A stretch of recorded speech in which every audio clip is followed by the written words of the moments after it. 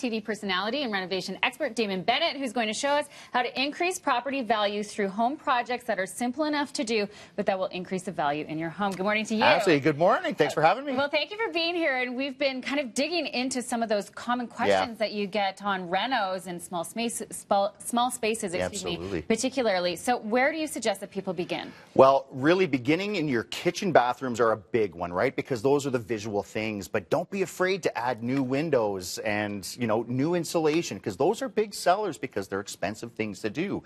But the other thing I really got to tie in is the insurance companies. People do all of these renovations without telling their insurance companies. And that's why I use Esurance, because it's a big company.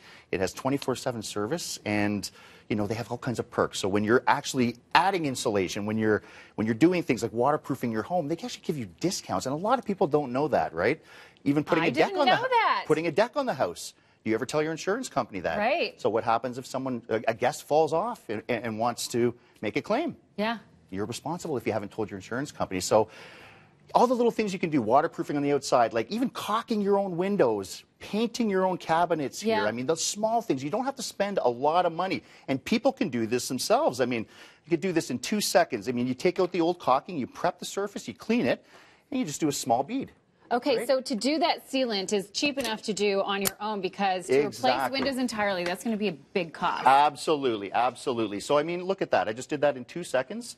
And people can do this themselves without hiring a contractor every time. Home maintenance is very important. It really is going forward, especially in the winters. I mean, it's winter. I know we're not having much of a winter here in Calgary, and Toronto especially. Yeah. But it's coming. So knock on cabinet.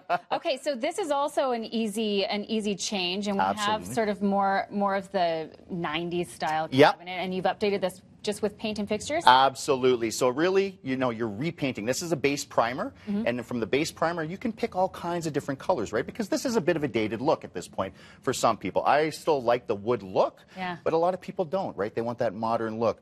And by changing the hardware, meaning the handles, I mean, you can really bring it back into this century a lot of times and really give it a good upgrade without spending a lot of money. And that white will open up your space, too. Absolutely. It makes it look a lot bigger, especially in small spaces, which are a big problem these days. Everyone's looking for more space. You can create more space by actually just painting it white. You're absolutely right. Okay, let's go through some before and afters in kitchens that you've worked on. So let's have a look at this before. And this is typical. Absolutely. Very dated wood. I mean, that was big 70s, 80s, right? So bring it a bit of upgrade. Even the tiles are a little bit dull. It's too dark. Okay. So opening up the space. So on the next picture, I mean, look at that. It just makes it look so much bigger. Changing the tiles to a white tile, a marble look, even just painting the cabinets white. Look at how much that opened that space up, right?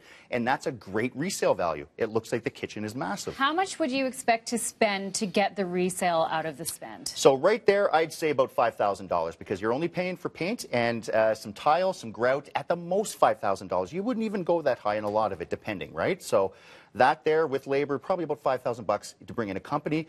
Doing it yourself would be a lot cheaper than that. Right. Yeah. And then how much will that increase the value of your home? Oh, geez, I don't want to say it. It depends on the area you're in. In Alberta here, it's, new kitchen look.